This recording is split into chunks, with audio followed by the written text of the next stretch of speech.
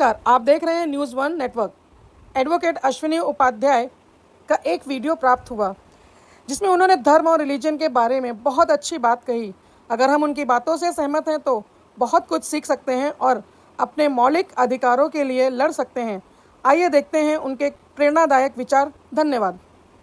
इस समय हमारे चीफ जस्टिस गवाई साहब पूरे देश में ट्रेंड कर रहे हैं। सोशल मीडिया में पूरी तरीके से सबसे टॉप पे उन्हीं का नाम चल रहा है और वो इसलिए चल रहा है कि एक पीआईएल फाइल हुई थी और उसमें मांग की गई थी कि खजुराहो में जो मंदिर के अंदर विष्णु भगवान की खंडित मूर्ति रखी है, जिसमें उनके गर्दन के ऊपर वाले भाग को तोड़ दिया गया है, उसको रिस्टोर करने और वहां दूसरी मूर्ति लगाने की अनुमति दी जाए।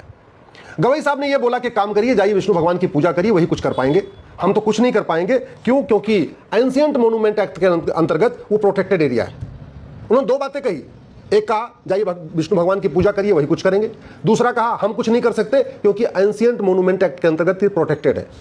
पहले वाले पार्ट पे उबाल आ गया, लेकिन दूसरा जो उन्होंने कहा था उसको किसी ने ध्यान दिया ही नहीं। अब सोशल मीडिया में पूरी तरीके से गवाई साहब की जन्म कुंडली पूरी खंगाली जा रही है। बहुत सारे लोग कह रहे हैं कि उनके पिताजी, उनका नाम खुद रामकृष्ण गवई है और रामकृष्ण भगवान विष्णु के अवतार होते हैं, फिर वो विष्णु विरोधी कैसे हो सकते हैं। बहुत सारे कहते हैं कि उन्होंने बुद्धिज्म अडॉप्ट कर लिया, इसलिए उनको भगवान विष्णु से दिक्कत है, वो भगवान विष्णु से नफरत करते हैं, ऐसा भी लोग लिख रहे हैं। बहुत सारे लोग कह रहे हैं कि उनके पिताजी का नाम तो रामकृष्ण सूर्यभान गवई था, सूर्यभान भानु भास्कर भगवान सूर्य के नाम पे है और रामकृष्ण उनके खुद ही भगवान विष्णु के अवतार, तो उनके फादर का नाम रामकृष्ण सूर्यभान गवई, उनका खुद का नाम भूषण रामकृष्ण गवई, फिर वो विष्णु विरोधी क्यों हो गए, हिंदू विरोधी क्यों हो गए। ऐसे दुनिया भर की बातें लिखी जा रही है। कुछ लोग कह रहे हैं कि गवई साहब झूठ बोलते हैं कि उन्होंने तो झुग्गी बस्ती में पढ़ाई किया, क्योंकि उनके पिताजी तो 3 राज्यों के गवर्नर रह चुके हैं, बिहार के, केरल के, सिक्किम के, और उनके पिताजी लोकसभा के भी सदस्य थे, राज्यसभा के सदस्य थे। ये भी लोग सोशल मीडिया में लिख रहे हैं कि 30 साल तक लगातार वो महाराष्ट्र विधानसभा में थे, 30 साल तक। कुछ लोग ये भी लिख रहे हैं कि गवई साहब का जन्म 1960 में हुआ, जो इस समय चीफ जस्टिस है, और 1964 में, यानी उनके जन्म के 4 साल के बाद ही उनके पिताजी विधायक हो गए थे। तो एक विधायक का बेटा झुग्गी बस्ती में कैसे पढ़ेगा। ऐसे दुनिया भर की बातें लिखी जा रही हैं, मैं उस पर नहीं जाता हूं। मैं ये कह रहा हूं कि ये जो समस्या है, इसका समाधान क्या है। भारत के संविधान का आर्टिकल 49 कहता है कि भारत की जो ऐतिहासिक धरोहरें हैं, पौराणिक धरोहरें हैं, उनको संरक्षित करना ये सरकार का काम है।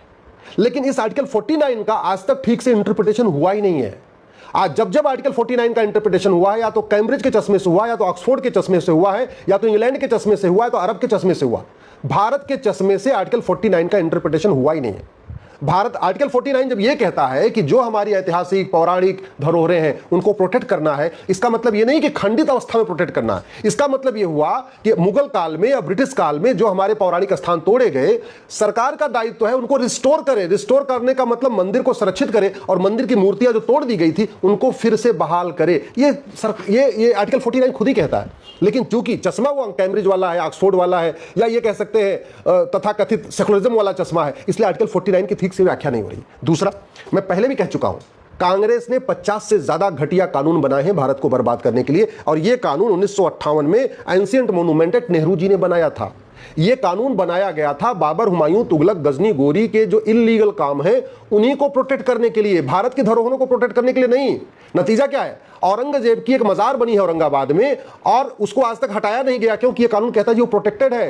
मतलब औरंगजेब की मजार को मेंटेन करने पे उस पे वहां पुलिस लगी पड़ी है, वहां सफाई कर्मी लगे हुए हैं। भारत के टैक्स पेयर के पैसे से औरंगजेब की मजार मेंटेन की जा रही है। भारत के टैक्स पेयर के पैसे से बहुत सारे वहसी दरिंदों की मजार दरगाह प्रोटेक्ट की जा रही है। कायदे से उनका नामो निशान मिटा देना चाहिए था। क्यों मिटा देना चाहिए? क्योंकि संविधान के प्रियम्बल का पहला शब्द ही सोरिन। सोरिन का मतलब संप्रभु। संप्रभु का मतलब ना गुलामी का नाम होना चाहिए, ना गुलामी का निशान होना चाहिए। हम स्वतंत्र हो गए। स्वतंत्र 2 शब्दों से मिलकर बना, स्वतंत्र, स्वयं का तंत्र, यानी जितना सिस्टम होना चाहिए सब हमारा होना चाहिए। जुडिशियल सिस्टम हमारा, पुलिस सिस्टम हमारा, एजुकेशन सिस्टम हमारा, टैक्स सिस्टम हमारा, एडमिनिस्ट्रेटिव सिस्टम हमारा, सारे सिस्टम हमारे होने चाहिए। और दूसरा, सोरेन का मतलब ना गुलामी का नाम होना चाहिए, ना गुलामी का निशान होना चाहिए। तो गवई साहब ने जो बात कही है, उनके पहले वाले पार्ट पे तो खूब चर्चा हो रही है, कभी दूसरे वाला पार्ट जो उन्होंने कहा था एंशिएंट मोन्यूमेंट एक्ट से प्रोटेक्टेड है, उसको बदलने की कोई मांग ही नहीं कर रहा। एक जो गलतफहमी है इस देश में, वो केवल जजों को नहीं है, वो नेताओं को भी है, अभिनेताओं को भी है, लेखकों को भी है, बुद्धिजीवियों को भी है, पत्रकारों को भी है, कलमकारों को भी है, यूट्यूबरों को भी है, सामाजिक संस्थाओं के मुखियाओं को भी है। एक क्या गलतफहमी है कि सारे रिलीजन एक समान होते हैं। अगले दिन अभी गवई साहब ने क्या कहा, मैं सभी रिलीजन का सम्मान करता हूं। एक तो पहली बात ये बता दूं कि धर्म और रिलीजन एक समान नहीं होता। धर्म और रिलीजन में कम से कम 20 डिफरेंस है, 20 अंतर है। मेरी पीआईएल चल रही धर्म और रिलीजन के ऊपर, आप लोग गूगल करिएगा धर्म रिलीजन अश्विनी उपाध्याय। 20 अंतर मैंने बताए धर्म और रिलीजन के, और मोटा एक अंतर बता देता हूं जो आज तक माननीय जजों ने कभी इस पर ध्यान नहीं दिया, कि धर्म जोड़ता है, रिलीजन तोड़ता है। धर्म सबको इकट्ठा करता है और मजहब और रिलीजन ये पार्ट पार्ट, टुकड़े टुकड़े करता है, ये बांटता है। धर्म कहता है वसुधैव कुटुंबकम, रिलीजन कभी वसुधैव कुटुंबकम की बात नहीं करता। धर्म कहता है नारी तू नारायणी, रिलीजन कभी नारी को नारायणी मानता ही नहीं है। कोई भी रिलीजन नहीं मानता। दुनिया में 1100 रिलीजन है, मुझे एक रिलीजन बताइए जहां पे वसुधैव कुटुंबकम का कॉन्सेप्ट हो, या दुनिया की 1100 रिलीजन में कोई एक रिलीजन बताइए जहां नारी तू नारायणी का कॉन्सेप्ट हो। धर्म कहता है यत्र नारस्तु पूज्यते रमन्ते तत्र देवता, ये मनुस्मृति में लिखा हुआ है, जिस मनुस्मृति को दुनिया भर के लोग जलाते रहते हैं, खासतौर पे जो बुद्धिज्म फॉलो कर चुके हैं, तथा कथित अंबेडकर जी के जो अपने आप को भक्त बताते हैं, वो दुनिया भर की मनुस्मृति के ऊपर बात करते हैं। अरे उसी मनुस्मृति में लिखा हुआ है यत्र नारस्तु पूज्यते रमन्ते तत्र देवता, जहां नारी की पूजा होती है वहां देवता निवास करते हैं, ये मनुस्मृति में लिखा हुआ है। दुर्भाग्य देखिए, दुनिया की किसी भी रिलीजन में ये बात नहीं लिखी है जहां नारी की पूजा होती है वहां देवता निवास करते हैं, फिर भी कहते हैं सारे रिलीजन एक समान होते हैं। और मनुस्मृति को क्रिटिसाइज किया जाता है, और जहां बाकी रिलीजन में, जहां बहुत सारे ऐसे भी रिलीजन है जहां महिलाओं को थर्ड क्लास का भी अवसर नहीं है, थर्ड क्लास का भी जो है नागरिक नहीं माना जाता, जहां महिला पुरुष को एक समान माना ही नहीं जाता, जहां माता पिता को एक समान माना नहीं जाता, जहां भाई बहन को एक समान माना नहीं जाता, उनको कह रहे नहीं हम सबका सम्मान करते हैं, हम सबको एक बराबर मानते हैं।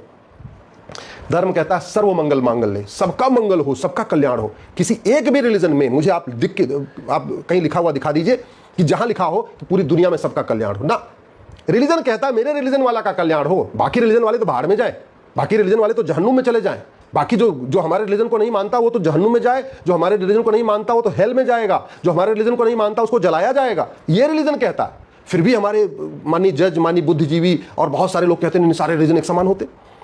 धर्म कहता है सर्वे भवन्तु सुखिनः, सब लोग सुखी रहे, वनस्पति शांति, सब लोग, जानवर भी सुखी रहे, इंसान भी सुखी रहे, वनस्पतियां भी हरी भरी रहे, ये कहता धर्म। किसी रिलीजन में सर्वे भवन्तु सुखिनः का कॉन्सेप्ट ही नहीं है। मैं माननीय गवई साहब से विनम्रता पूर्वक हाथ जोड़ के निवेदन कर रहा हूं, और सभी से मैं हाथ जोड़ के निवेदन कर रहा हूं, पहले इस धर्म और रिलीजन के अंतर को समझिए। आपने धर्म और रिलीजन को आपने कभी गहराई समझने की कोशिश नहीं किया। धर्म और रिलीजन में 20 अंतर है।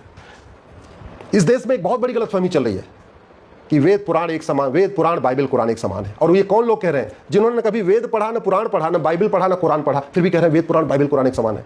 मैं तो कह रहा हूँ अगर ट्रायल करना है तो अपने नाती पोते को, एक नाती पोते को वेद पुराण पढ़ा दीजिए और एक नाती पोते को बाइबल कुरान पढ़ा दीजिए, आपको 5 साल के बाद अंतर समझ में आ जाएगा कि वेद पुराण बाइबल कुरान एक समान नहीं होता। अगर आपको वास्तव में समझना है, बहुत सारे लोग कहते हैं सारे रिलीजन समान होते हैं, इसका मतलब गीता, उपनिषद और रामायण और हदीस एक समान हो गई। आपको ट्रायल करना है तो किसी अपने एक बच्चे को गीता उपनिषद पढ़ाइए और किसी एक बच्चे को हदीस पढ़ाइए, देखिए 5 साल के बाद आपको समझ में आ जाएगा आपके घर में क्या हो रहा है। अपने आप खुद ही ट्रायल करिए, कुछ हमें कहने की जरूरत नहीं है, आप खुद ही ट्रायल कर लीजिए। बहुत सारे लोग कहते हैं कि नहीं सारे स्कूल एक समान होते हैं, गुरुकुल, मदरसा, मिशनरी स्कूल एक समान है। तो एक काम करिए, अपने किसी एक नाती पोते को गुरुकुल भेज दीजिए, एक नाती पोते को कुछ दिन के लिए मदरसा भेज दीजिए, और एक नाती पोते को किसी मिशनरी कॉन्वेंट स्कूल में भेज दीजिए, और 5 साल के बाद आप खुद ही घर में समझ में आ जाएगा कि आपको, फिर आप कहेंगे नहीं, गुरुकुल, मदरसा, मिशनरी स्कूल एक समान नहीं होता। आप 5 साल के बाद खुद ही कहेंगे कि बाइबल कुरान, वेद पुराण एक समान नहीं होता। आप 5 साल के बाद खुद ही कहेंगे कि वेद, उपनिषद और हदीस एक समान नहीं होता। लेकिन ये अभी आप इसलिए कह रहे हैं कि आपने न इधर पढ़ा, न उधर पढ़ा, न इसको देखा, न उसको देखा, न उसको जाना, न उसको जाना। हाँ, एक आप बहुत बढ़िया ऐसे स्थान पे बैठे हैं जहां एकदम सुरक्षा है, कोई दिक्कत नहीं है, और फिर इसलिए आपको वहां लगता है सब एक समान है। पढ़ा आपने कुछ नहीं। बहुत सारे ऐसे लोग कहते हैं कि सारे रिलीजन एक समान। अगर सारे रिलीजन एक समान का मतलब कि जो जैनिज्म में सिखाया जाता है, जो बुद्धिज्म में सिखाया जाता है, जो सिखिज्म में सिखाया जाता है, वही इस्लाम और क्रिश्चियनिटी में सिखाया जाता है। अगर ऐसा है तो जैन अलगाववादी क्यों, जैन में कोई आतंकवादी क्यों नहीं पैदा होता? बुद्धिज्म फॉलो करने वाला कोई आतंकवादी क्यों नहीं पैदा होता? ये आपको सोचना पड़ेगा, आपको खुद ही समझना पड़ेगा। बहुत सारे लोग कहते हैं मंदिर, मस्जिद, चर्च एक समान है। अरे भैया, मंदिर, मस्जिद, चर्च एक समान नहीं होता। मस्जिद में कहा जाता है कि हमारा टारगेट है पूरी दुनिया इस्लाम को फॉलो करे। चर्च में कहा जाता है कि पूरा दुनिया क्रिश्चियनिटी को फॉलो करे, और मंदिर में कहा जाता है पूरी दुनिया इंसानियत को फॉलो करे। मंदिर में कभी ये नहीं कहा जाता कि पूरी दुनिया को कन्वर्ट करके हिंदू बना लो। तो आप अगर ये कह रहे हैं कि मंदिर, मस्जिद और चर्च एक समान है, तो कहीं ना कहीं आपकी ज्ञान में कुछ कमी है, आपने पूरे कॉन्सेप्ट को समझा ही नहीं। मैं आशा करता हूं कि ये वीडियो हमारे सारे बुद्धिजीवी सुनेंगे, पढ़ेंगे। मैं आपसे आग्रह कर रहा हूं इस वीडियो को अपने जानने वाले सभी नेताओं, अभिनेताओं, लेखकों, बुद्धिजीवियों को भेजिए, पत्रकारों, कलमकारों को भेजिए। खासतौर पर अगर आपके जानने वाले कोई जज है तो उनको जरूर भेजिए। लेकिन इस पर चर्चा होनी चाहिए कि क्या वास्तव में वेद पुराण बाइबल कुरान एक समान है? क्या गुरुकुल, मदरसा और मिशनरी स्कूल एक समान है? क्या वास्तव में जैनिज्म, बुद्धिज्म और इस्लाम और क्रिश्चियनिटी एक समान है? क्या वास्तव में गीता उपनिषद हदीस एक समान है? अब समय आ गया है इसके ऊपर गंभीरता के साथ चर्चा हो, क्योंकि जो हमारे शीर्ष स्तर पे बैठे हुए हैं, हाई कोर्ट के जज, सुप्रीम कोर्ट के जज, बहुत सारे सांसद, विधायक, मंत्री, ये कहीं ना कहीं गलतफहमी के शिकार हैं। उनकी गलतफहमी ये जो है बहुत नुकसानदायक होगी। ये गलतफहमी पंडित नंदराम टिक्कू को थी, जो अफगानिस्तान के प्रधानमंत्री थे। यही गलतफहमी राजा हरि सिंह को थी, जो बाद में पंजाब के 2 टुकड़े हो गए। यही गलतफहमी बंगाल के राजा को भी थी। बंगाल के 2 टुकड़े हुए, एक बांग्लादेश बना, एक पश्चिम बंगाल, ये हमारा एक पूर्वी पश्चिम बंगाल बना हुआ है। ये गलती राजा हरि सिंह को भी थी। देश में बहुत सारे हमारे पूर्वजों को ये गलती थी और उस गलती का हमने परिणाम भुगता है।